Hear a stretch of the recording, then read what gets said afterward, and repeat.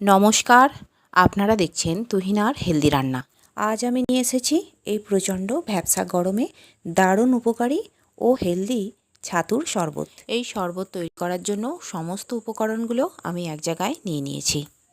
আমি নিয়েছি একটা বাটিতে 2 গ্লাস ছাতুর শরবত তৈরি করার মতো ছাতু, আর নিয়েছি ধনেপাতা কুচি, আর দুটো মাঝারি সাইজের পেঁয়াজকে একদম কুচি কুচি করে কেটে রেখেছি। আর একটা জায়গায় নিয়েছি ভাজা জিরের গুঁড়ো, আর দুখানা লেবুকে ভালো করে কেটে রেখে দিয়েছি, আর একটা জায়গায় কাঁচা লঙ্কাকে একদম ছোট ছোট করে কুচিয়ে রেখে দিয়েছি। আমি এখানে 2 গ্লাস ছাতুর শরবত তৈরি করব, আর 2 গ্লাস শরবতের জন্যই এইগুলো লাগবে। এখন এইগুলো আমি একটু পাশে সরিয়ে রাখলাম আর দুখানা গ্লাস নিয়ে নিলাম। সবার প্রথমে আমি গ্লাসে একদম ঠান্ডা জল দিয়ে দেব। এখানে আমি ঠান্ডা জলই ব্যবহার করছি, তবে আমি এই শরবতে বরফ দেব না। এবারে গ্লাসের জলে আমি দিয়ে দেব একটা চামচে করে ছাতু। প্রথমে আমি একটা গ্লাসে 3 চামচ করে ছাতু দিয়ে দেব। প্রথম গ্লাসে দেওয়ার পর আমি দ্বিতীয় গ্লাসেও 3 চামচ করে ছাতু দিয়ে দিলাম। 3 চামচ করে ছাতু দেওয়ার পর আমি আরও প্রায় 2 গ্লাসে 2 চামচ করে ছাতু দিয়ে দিলাম।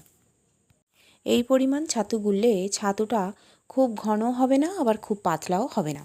ঠিক এই রকম ঘনত্বের ছাতুর শরবত হলে এটা কিন্তু খেতেও ভালো লাগবে। এবারে আমি এতে দিয়ে দেব পেঁয়াজ কুচি। আমি প্রত্যেকটা গ্লাসে মোটামুটি 2-2.5 চামচের মতো পেঁয়াজ কুচি দিয়ে দিলাম। পেঁয়াজগুলোকে আমি একদমই মিহি করে কুচিয়ে রেখে দিয়েছিলাম। শরবতের সঙ্গে মিহি করে পেঁয়াজ কুচিই কিন্তু খেতে ভালো লাগবে। এরপর দিয়ে দিলাম আমি ধনেপাতা কুচি। ধনেপাতা কুচি দেওয়ার পর আমি এতে দিয়ে দেব লঙ্কা কুচি। আমি একদম অল্প পরিমাণে লঙ্কা কুচি এখানে ব্যবহার করছি।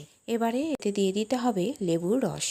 লেবুর রসটা দিলেই কিন্তু ছাতুর শরবত খুব সুন্দর খেতে হবে। প্রথমে আমি একটা গ্লাসে 2টো করে পাতিলেবুর টুকরো দেব, অর্থাৎ একটা ছোট লেবুর অর্ধেক অংশ করে দিচ্ছি।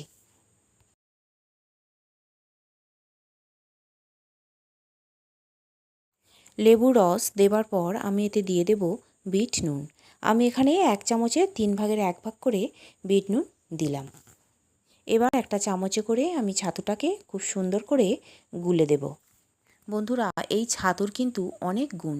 1 গ্লাস ছাতু খেলে আমাদের শরীরে প্রচুর এনার্জি মেলে। এই ছাতুতে আছে প্রচুর পরিমাণে প্রোটিন। এছাড়া আছে এতে আয়রন, ক্যালসিয়াম, ম্যাগনেসিয়াম, সোডিয়াম আর পটাশিয়াম। এতে যথেষ্ট পরিমাণে ফাইবার থাকে, তাই সুগার পেশেন্টরা এইটা নিশ্চিন্তে খেতে পারে। এছাড়া এতে ফ্যাট একদমই থাকে না, তাই হার্টের পেশেন্টদের পক্ষেও এই ছাতু খুবই উপকারী। এছাড়া এতে ক্যালোরি একদম কম থাকে, তাই যাদের ওজন বেশি তারা কিন্তু চোখ বুজে ছাতুর শরবত খেতে পারে।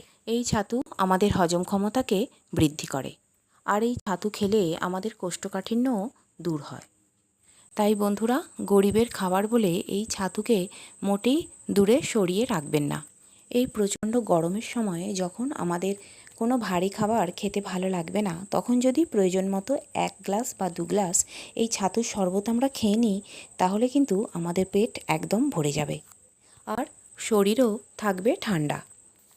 আর বন্ধুরা, আমার রান্না যদি ভালো লেগে থাকে আর যদি নতুন নতুন তেল ছাড়া রান্নার রেসিপি পেতে চান, তাহলে আমার চ্যানেলটিকে সাবস্ক্রাইব করুন আর পাশে থাকা ঘন্টাটি বাজিয়ে দিন। আর লাইক, শেয়ার, কমেন্ট করতে কিন্তু একদম ভুলবেন না। এদিকে আমার ছাতুর শরবত একদম রেডি। এবারে এই শরবতের ওপরে আমি একটু ভাজা জিরের গুঁড়োও ছড়িয়ে দেব, আর এতে করে কিন্তু এটা দুর্দান্ত খেতে লাগবে।